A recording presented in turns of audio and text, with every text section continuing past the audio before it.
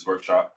If you wish to provide a comment, please use the raise hand button. Once you see your microphone is unmuted, please proceed by first providing your full name, your agency represented, and then your comment. Your microphone will remain unmuted until the comment has been fully addressed. Any committee member deviating from these guidelines will be reminded as to limitations on any such discussion. And please be mindful to please hold all comments until all presentations are concluded.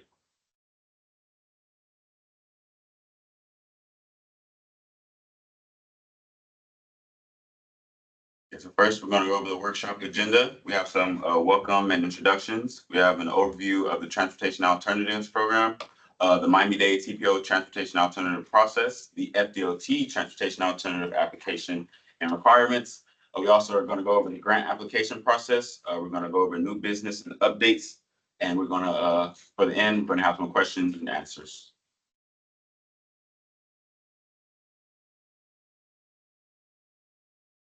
Okay, so we're going to have some welcome and introductions here. So first off, my name is Jerry Jackson. I'm a transportation planner 2 here at the Miami-Dade TPO. We also have Francesca Taylor here with me virtually. Hi, good morning. Thank you all for joining us. We look forward to seeing your applications for this TAP cycle. We also, is Chris in the chat room or Mary Terry in the chat room?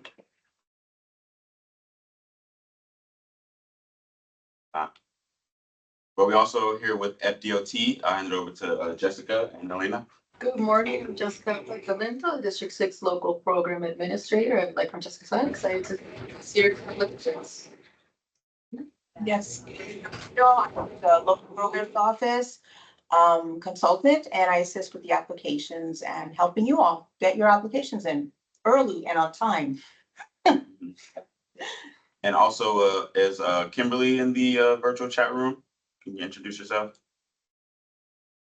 Good morning. My name is Kimberly Taveras. I'm the environmental specialist here at DOT and the environmental lead for lab projects. Thank you. Thank you. Is Ken in the room? Introduce yourself.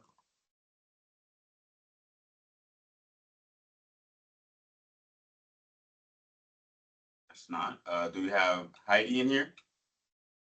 Yes, good morning. My name is Heidi Solaun. I'm the right-of-way manager for District 6 FDOT, and I'm here to assist in any thing that you need. Thank you. Victoria, are you here?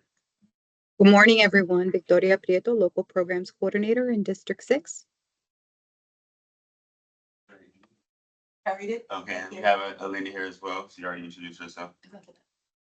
Oh, Antoinette. Oh, Antoinette. Antoinette, are you in here? I'm so sorry.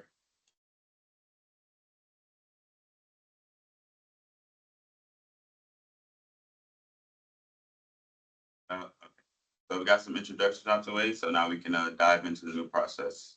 Can we ask all the participants to enter your name and your agency into the chat box, just so we can get an accurate roll of who all's here?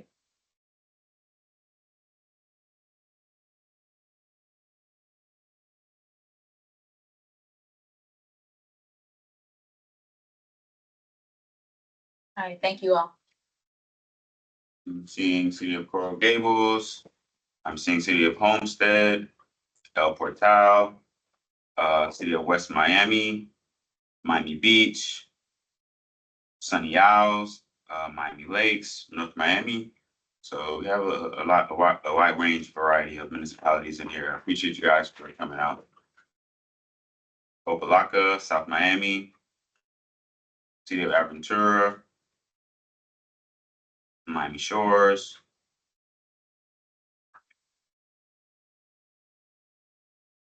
Okay, so first we're going to give an overview of transportation alternatives. Okay, the Transportation Alternatives Bipartisan Infrastructure Law. The Florida Department of Transportation is pleased to announce the 2025 Transportation Alternatives Process and Application Cycle. The Infrastructure Investment and Jobs Act has increased annual allocations to the TA program. And although there have been multiple grant programs to offer funding for the Transportation Alternatives Program, the IIJA has been the most recent and has been providing grants for the transportation alternatives in the most recent years.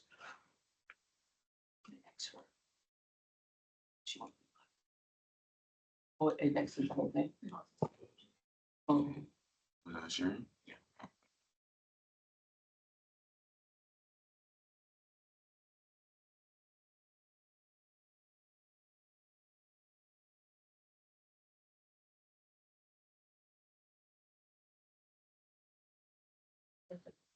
Okay, sorry about that, guys.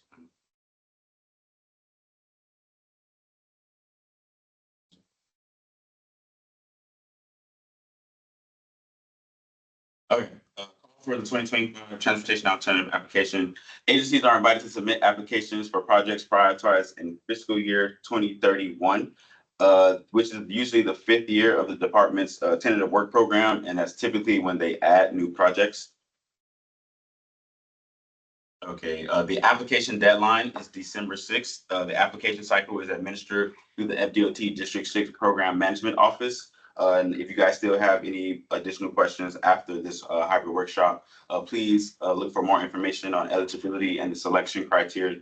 See the 2025 Transportation Alternative Selection and Prioritization Criteria Cycle on FDOT District 6 website. We've also sent that to you guys, but just for reiteration, included here. And also, the applications must be submitted through the grant application process, which is GAP, the flgap.com. That is where all applications must be submitted through. Again, now we're going to go over the Miami-Dade TPO transportation alternatives process.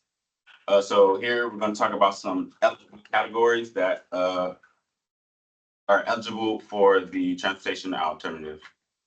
So first, we have construction of on-road and off-road trail facilities for pedestrians, bicyclists, and other non-motorized forms of transportation.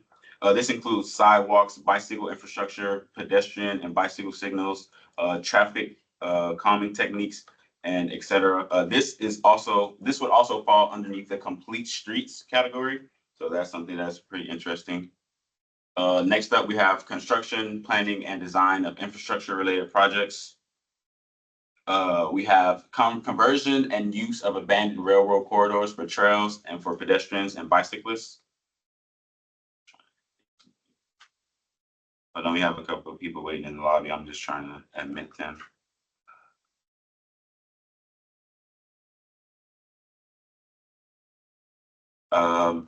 Next up, we have construction of turnouts, overlooks, and viewing areas. Also, we have community improvement activities, which can include inventory control and removal of outdoor advertising, historic preservation and rehabilitation of historic transportation facilities, vegetation management, and archaeological activities. I think that's one of the cooler projects.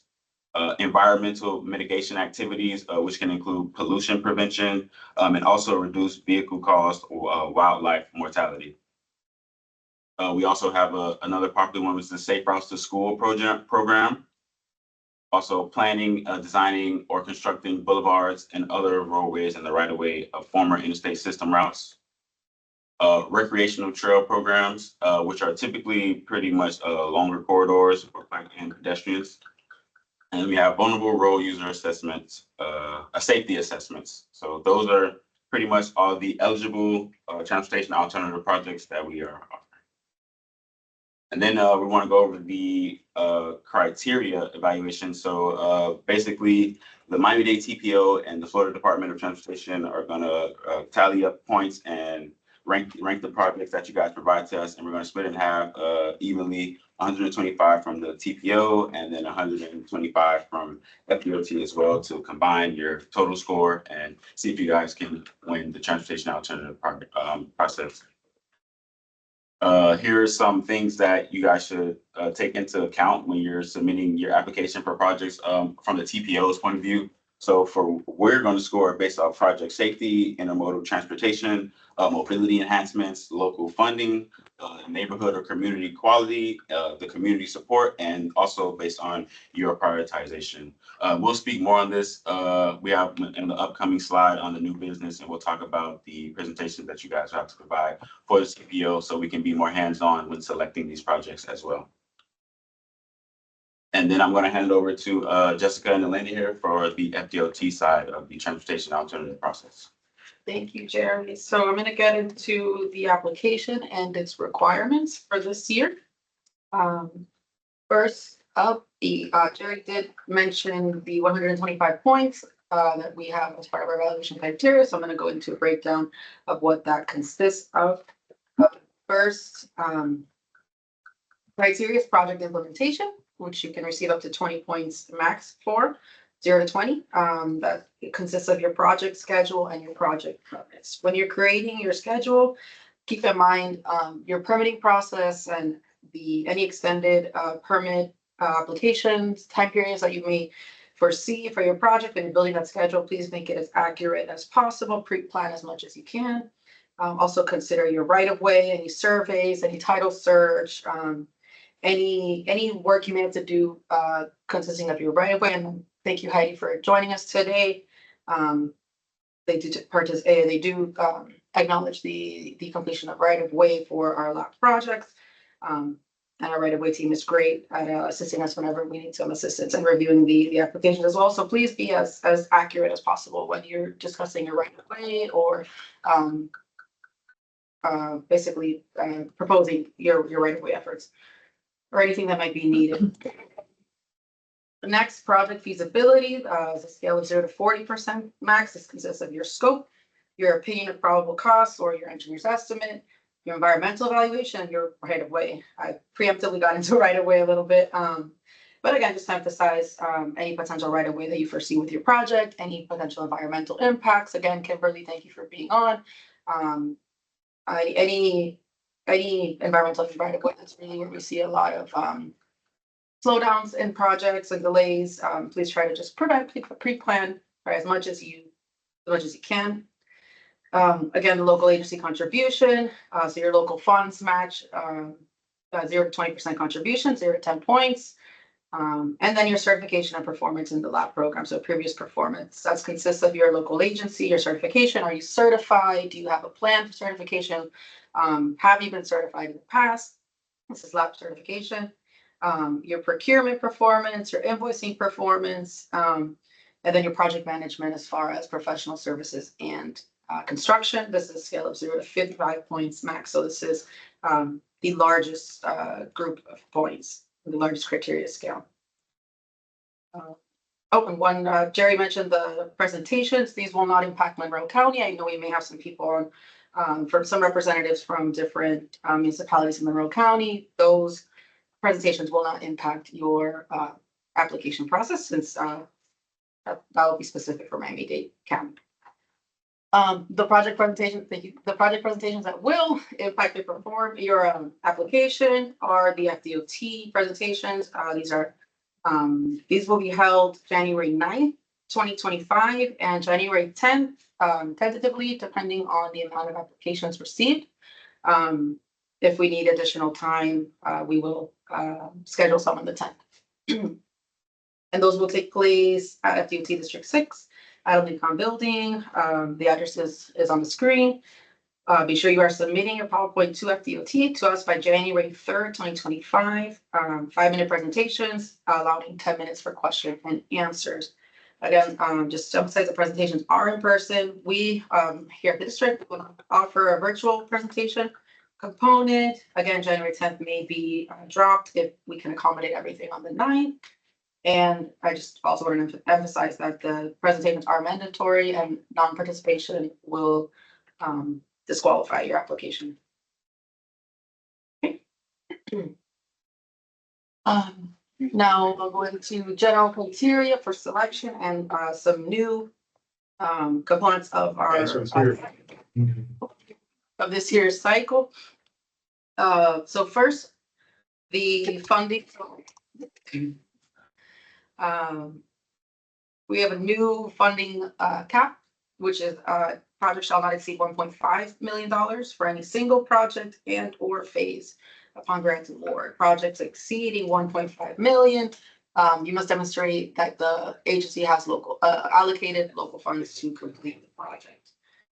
For infrastructure projects, there is a funding floor of $500,000 for any single project. This is with the exception of studies. Planning studies shall not be less than $250,000 upon grant award. So that is something new that we are implementing this year, is a higher cap and a minimum for project submittals. So please keep in mind when you're submitting your projects. This is new. Agencies submitting more than one application must rank projects based on agency priorities, and departments are limited to 3 applications each.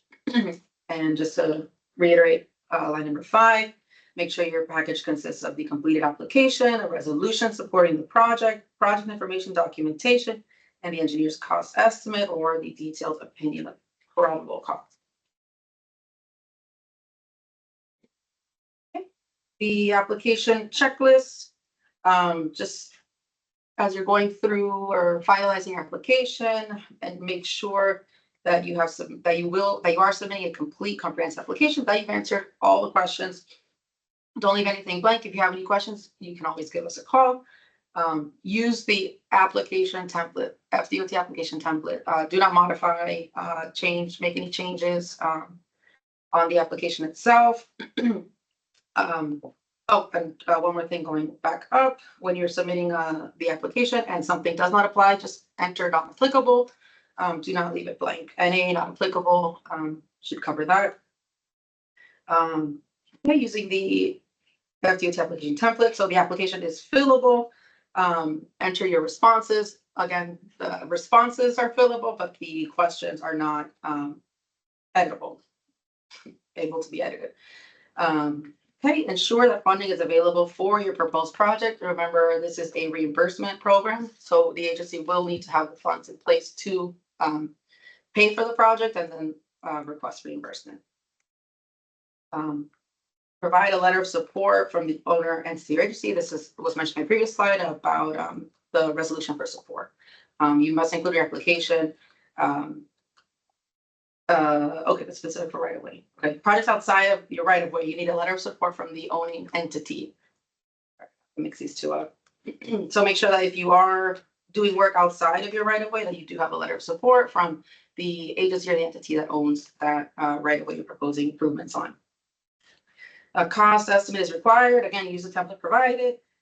And the applications are due via GAP with a hard deadline of December 6th. And Alina will go into GAP a little bit later.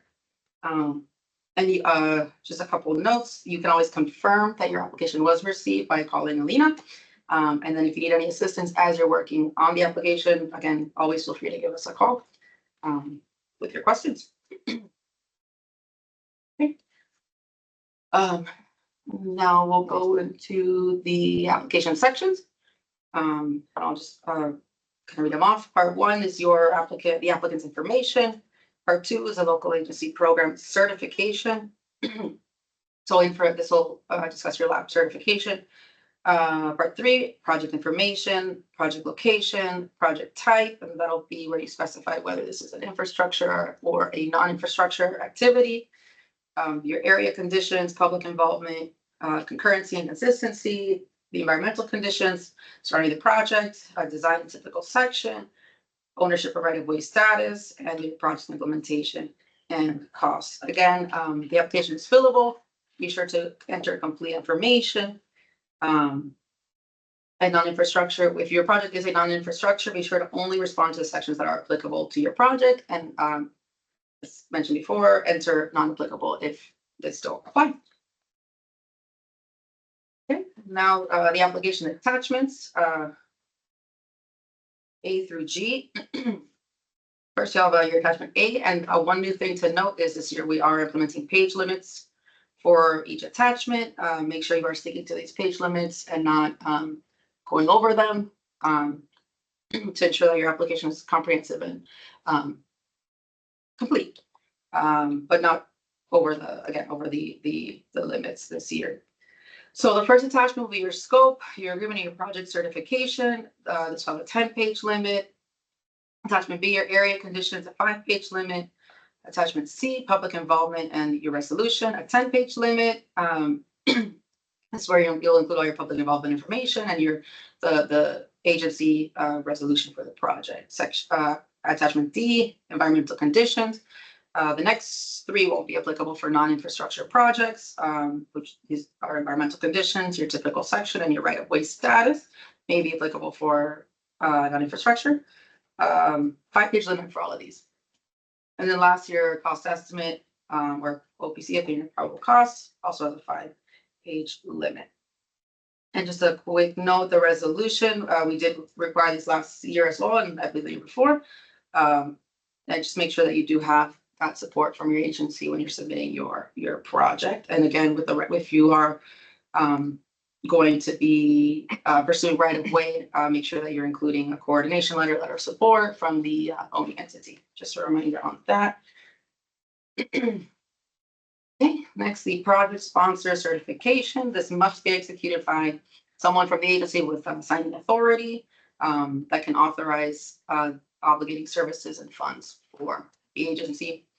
The recipient agrees to bear all expenses of the total cost of the project and deficits incurred in connection with the completion of the project.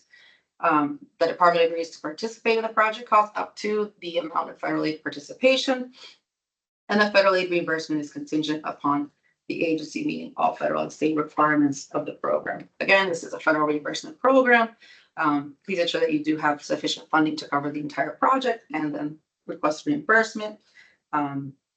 Reimbursement is again contingent on meeting all federal requirements per the LAP agreement, and municipalities must, that's a great note, municipalities must enter into the LAP agreement before starting or advertising a project, especially just be mindful that you will need to execute an agreement with the department. Do not start any work, do not start any improvements, do not execute any contracts until your LAP agreement is in place.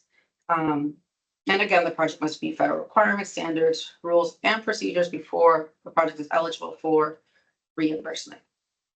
Okay. And now we'll go into the grant application process or the GAP system. Evelina. Thank you, Jessica. I appreciate it. The grant application can only be retrieved from this site, from www.flgap.com. Can you go to the next slide? In order to retrieve the application, you would log in and you would go to new grant opportunities, applications, and then new grant opportunities. When you go to the drop-down box under your organization, you have to drop down and look for your organization and select it. And then you would drop down further and locate the transportation alternatives application itself. At this point, you can see the view, the details, and apply button. Those buttons will help you to view it. You can download the application, the various pages. To details will provide you the website where you can get more detail on the Transportation Alternatives Program in general. And to apply, you can go ahead and select it because you will open up the screen and you will be able to see all the documents necessary for the application. This is also a placeholder for you to come in and re-upload your application after you've retrieved it and it's been filled out. Could you go to the next slide? Once you've applied and you're happy with your document and everything has been uploaded, that means the application plus all attachments, you'll see on the left-hand side, there'll be a green button and it says complete. At that point, you're ready to submit. However, you have to go down to the lower part of the screen where it says project budget. In the project budget section, you're going to have to fill in what is your federal participation. This is a federal program, please. These are the federal dollars that you are requesting. Don't get it confused with state dollars.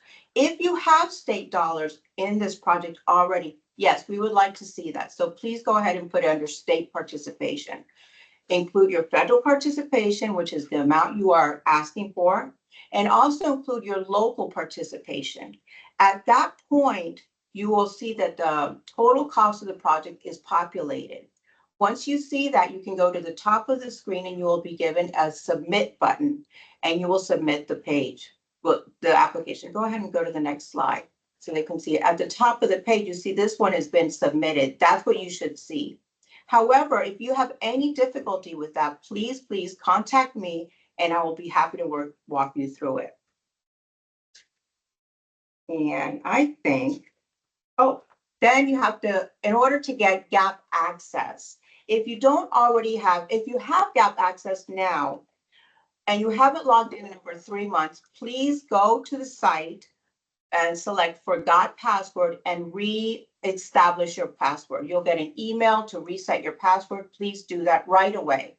It's important for you to, if you don't have access, to go ahead and work on that right away so that you know you're not waiting till the last minute to apply and find out that you can't get in. So right when you leave this meeting, please try to go into GAP. If you've never accessed GAP, you're going to go to the www.flgap.com site, and you're going to look at the bottom of the page and it'll say request user access. Go ahead and select that. And if you could go to the next slide.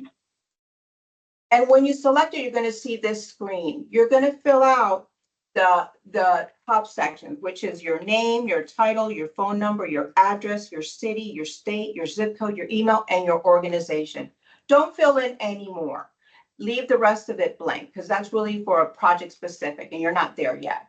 You'll go ahead and submit, and you should receive an email to the email that you provided. However, if you don't see it there, you may want to look in the junk mail and go ahead and select it there, and then reset your password or select your password. And at that point, you should have access. It may take up to 24 hours to receive that access. So you really want to try to get it as soon as possible. And again, if you're having any difficulty, please reach out to me. I'm happy to help you. But there's also a contact at the bottom of the screen, which is Black Hat Support. They can also assist you if you can't reach me.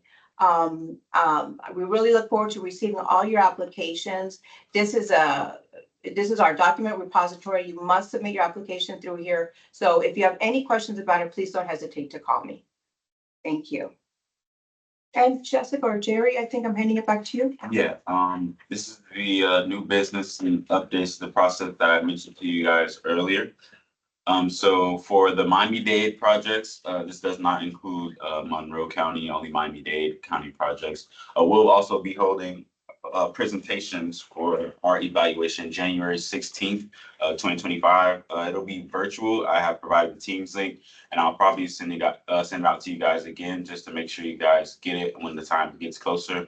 This is going to be held for our BPAC, CTAC, and TARC meeting, so the TPO can have a better evaluation of these projects and get to the bottom of the transportation alternative process and find some winners. This one you guys will also have to submit your projects to FDOT by January 3rd. So that is still the same deadline. You guys will just be presenting the same projects to us. But the deadline to submit these presentations, it will still be January 3rd, the same day that you will submit it to the FDOT. And the same thing with the 5-minute presentation and then 10 minutes for questions and answers. So this is just the new update that we wanted to give to you guys from the TPO side. Again, it's the Miami-Dade TPO projects and not Monroe County. But Monroe County can present at FDOT. They have to. They have to, yeah. So yeah, but not for this one. This one is January 16th. And we're also doing something similar to where if we have too many projects, we'll hold it, either make it a little bit longer, I think we decided to. So yeah, ours will be a little bit different from DOT, whereas they may have 2 days. We'll just try to make the meeting longer and fit everyone in for that virtual meeting. Let me just add to that, Jerry. The presentations that you'll be submitting to us, I'll go ahead and send them over to Jerry. So that way they'll have them and you don't have to duplicate efforts. So, yeah. The 2026 transportation application cycle will launch October 31st, 2025. Sorry, guys, October 31st, 2025. And then now we are opening the floor for questions if you guys have any. There have been a few questions in the chat already. Feel free, everyone, to continue to put your questions in the chat or raise your hand if you have any. I do want to let everyone know that this meeting has been recorded.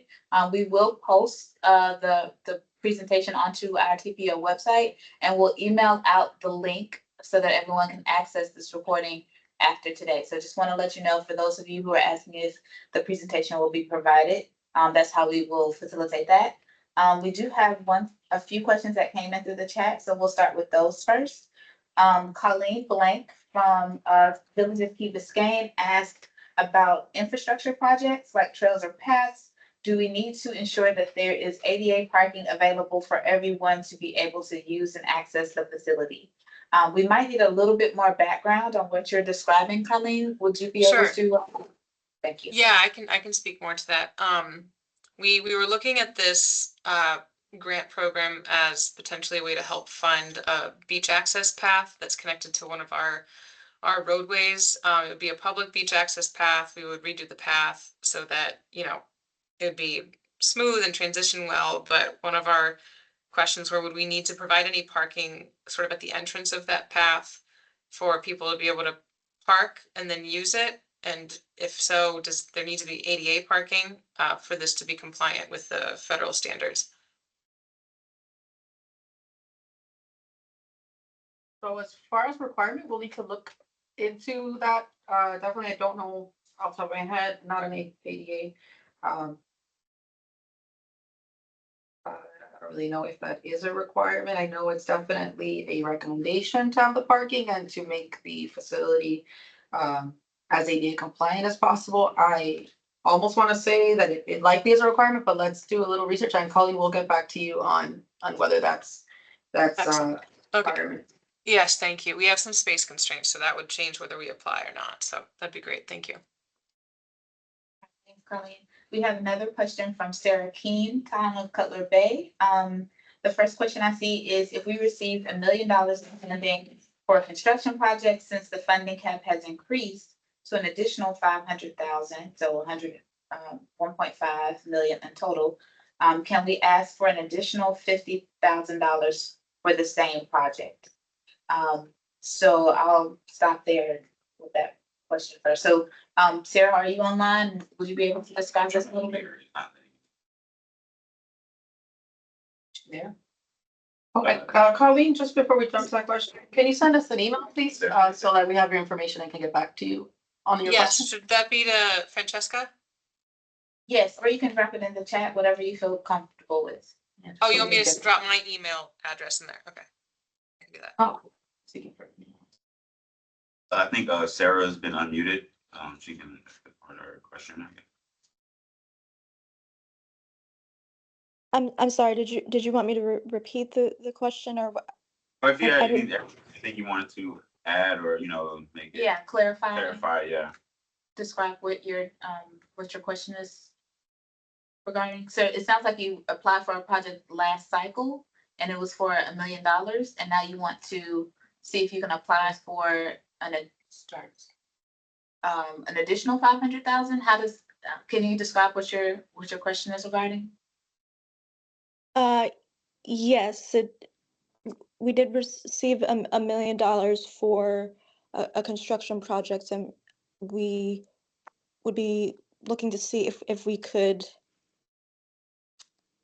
ask for an additional 500K for that same project. Would that be something that would be allowed? Starting now, right, because it's starting this cycle, the 1.5 million is starting at this cycle, so any projects from this forward would be applicable, but the previous requirement was up to $1 million when they applied for that project, so we'd have to go with whatever the requirement for that time. Yeah, I'm thinking that maybe if it's a second phase to the same project. That's a then maybe new that's something project, to do. right? Yeah, Right. because it's a new project at that point. Yeah. But not that you can apply using the same application from last year. Exactly. Yeah, I don't think that Yeah. that would. You could Okay, call so- us and we could talk about that further if you like. Okay, thank you. Our contact information will be at the end of the presentation. Okay, thank you. There was a second part of your question, Sarah, or another question. Can we submit a draft resolution if we don't have a final resolution by the grant deadline? And I'm gonna yield to FDOT on that.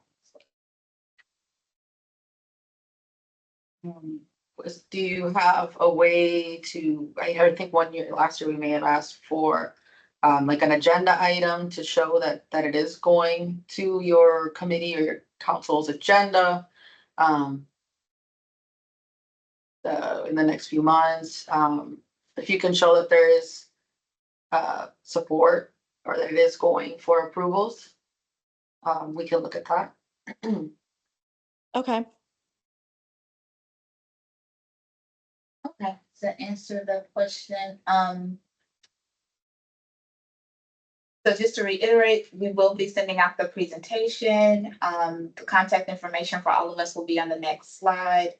Another question that I have from Francisco is similar to the resolution question, but I'll just read it out again. It says, we have a resolution approving the budget for our organization. The resolution includes a line item listing the project we'd like to apply for. Would that meet the resolution requirement? No, we do. We really need a resolution supporting the project itself, you know, funding, yes, that's good that you have support like that, but really you need to have a consensus that your council and everybody is supporting the project and is aware that you're submitting the application as well. Yeah, so maybe a suggestion for those here, because I know it might take a while to take things to your council or to your boards. You know, maybe keep in contact with Jessica and Alina and let them know what your resolution process is. Maybe that can be helpful. Right, and for future projects, because we are letting you know now, you should be, if you have a project that you're interested in, you don't have a resolution and you feel you need it, you should start to get that resolution and apply next year. You know, these projects I don't think you're just developing right now. I think they've been in the works for quite a while and there should be that support for them. So I'm sure Jessica will work with you all though. Right, well, I was gonna mention when Jerry spoke about next year's cycle opening, just that's something to keep in mind. If you do need more time for your resolution, for your right of way, your environmental considerations, we'll open October 31st, 2025 for the 2026 cycle. If you don't feel you're prepared or your application can be complete for this cycle, we've already got the date up for next year. Another question in the chat, and you all are really listening and participating, so thank you for that. Another question in the chat is, will federal requirements such as the Buy American, Davis-Bacon, et cetera, be necessary? Always, yes. All federal requirements. Sounds like a resounding yes. Yeah. Colleen, thank you for sending over your email address. Noted. Aurelio, South Miami, the city of South Miami is considering doing a pedestrian bridge study over US 1 connecting to the new Sunset Place project, which is under development. The development agreement allows the bridge to terminate into the Sunset Place property. We currently do not have a scope or resolution. Would it be acceptable to provide a draft resolution? I think that's going to the same. Yeah. Right. And without a scope, I would suggest waiting until next year to submit, because we won't be able to review an application without a scope. So hopefully that answers your question. If anyone needs any follow-up, feel free to raise your hand. The next question is there a max grant amount for an infrastructure project? And yes, as a reminder, 1.5 million. 1.5 million is the maximum cap for infrastructure project. For the federal side, because they can have more funding, their own funding. Right, we'll award. Right, up to 1.5 million. Yes, great point. Okay, next, is there a required local match for the planning studies that cost 250,000? So there isn't a required local match, but it does, that is part of your evaluation. I believe it's about up to 20 points that your local match can assist you in Up to 10 points. up to 10 points. Okay, 20% match. 20%, that's right. We'll get you the full 10. We'll get you the full 10 points. So while it's not required, it does assist your application. And I'll just reiterate that. So, you have two sets of scores, FDOT and TPO. So FDOT score, you get up to 10 points. for Miami-Dade, the TPO, you also get additional points if you have local match, so it benefits you. Right. And then, yes, some cities will have a runoff elections in December, and we may only have one extra council meeting this year. So I think that's just another consideration for the resolution. Okay, thank you, Francisco. Again, feel free to reach out to Alina and Jessica about your specific considerations or concerns, and they'll work with you. And then the last question I see in the chat is infrastructure match also 20% or 1-to-1? And again, not necessarily a match, but just favors you if you have that local resource. So that's all the questions I see in the chat so far.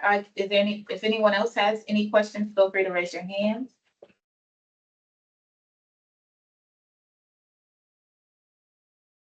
While you're raising your hand, I guess we can go to the next slide and show our contact information. So if you guys have any additional questions, you can contact Francesca from Miami-Dade County, Jessica from FDOT, and Janine from Marone County. There's all their numbers and their emails. And also you can contact me as well, Victoria, and also Elena. So if you guys, I'll go back and forth again, just in case you guys need to see it again. There's Francesca, Jessica, and Janine's contact information. And I'll be going to the next slide again, just in case you guys need a screenshot. Yeah, screenshot. And yeah, we'll send out this presentation so that you'll have our information. And Jerry has been the one that has been emailing you a lot of information. So you already have it. You should have already have his contact information. Thank you guys for coming out. But we do want to mention to nominate your local complete streets champions for the Safe Streets Summit. If you guys remember when I mentioned earlier about the construction type of projects that are eligible for transportation alternative, this falls under the complete streets category. So I wanted to mention that. So if you guys have any of those, you can submit it, and maybe you guys can win. But other than that, thank you guys for coming out, and I'm glad to have you guys. Thank you. Thank Thank you. you all. Thank you all. Thank you. Thank you. Hi, everyone. Thank you. Thank you. Thank you all. Thank you. Was anyone else?